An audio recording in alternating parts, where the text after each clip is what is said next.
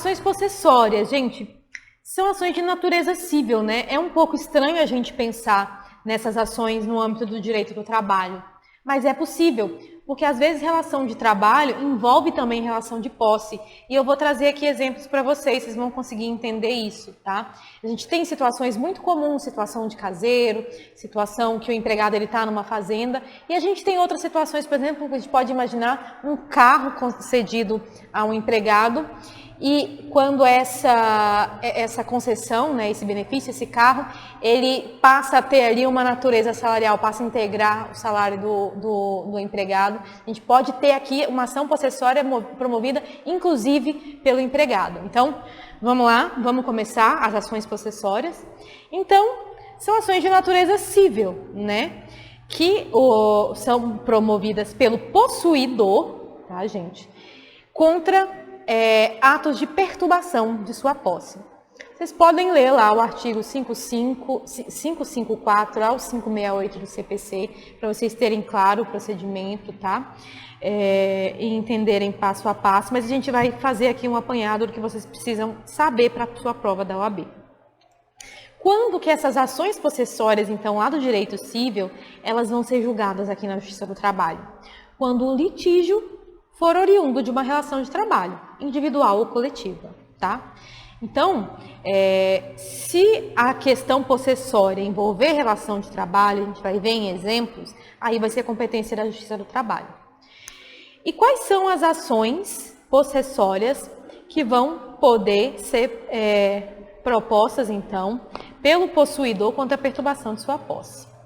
A gente tem a reintegração de posse, a gente tem a manutenção de posse, a gente tem interdito proibitório, que inclusive foi tema de julgamento do STF em matéria trabalhista, como nós vamos ver.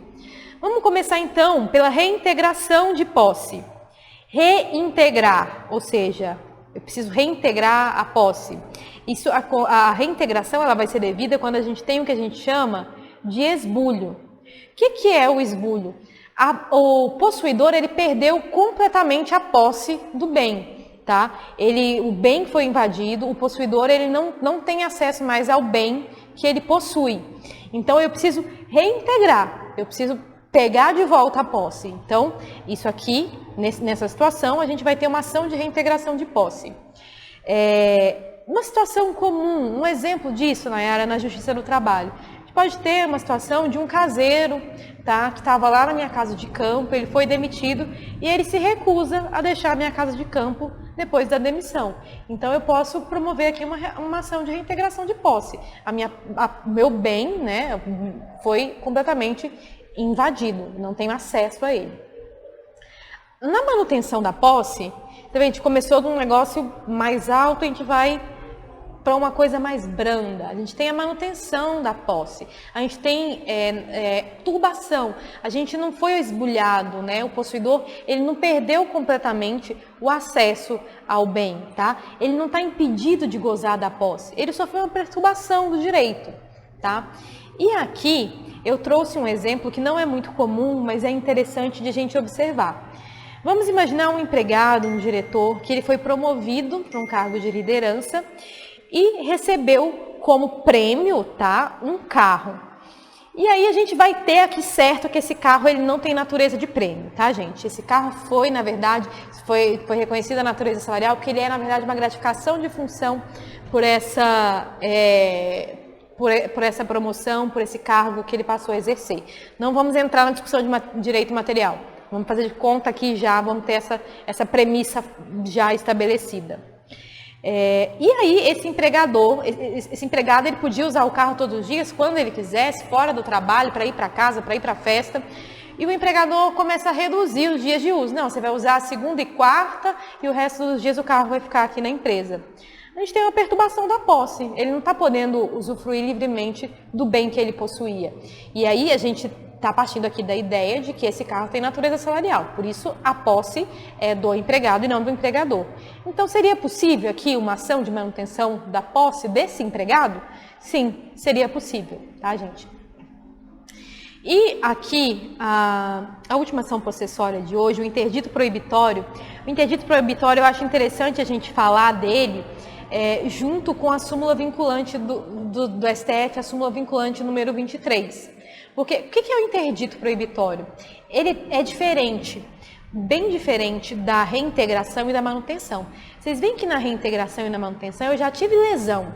Ou eu perdi completamente a posse na ação de reintegração, precisar reintegrar, ou eu fui ali turbado, eu tive lesado, o direito de posse foi lesado na situação de reintegração e de manutenção. No interdito, ainda não aconteceu, tá? Está em vias de. Então, a gente tem uma ameaça que é concreta, de ter um esbulho ou de ter uma turbação, mas o possuidor continua gozando livremente da posse do bem.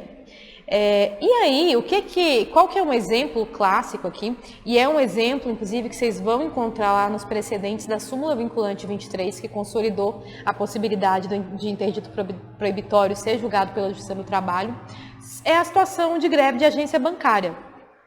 Quando as greves de agência bancária ameaçam impedir o acesso de empregados e clientes à agência.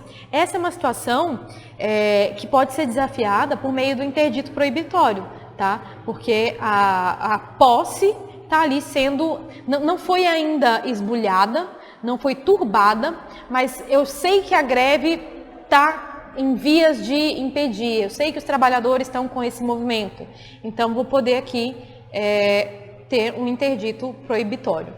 O que é o pedido no interdito proibitório, gente?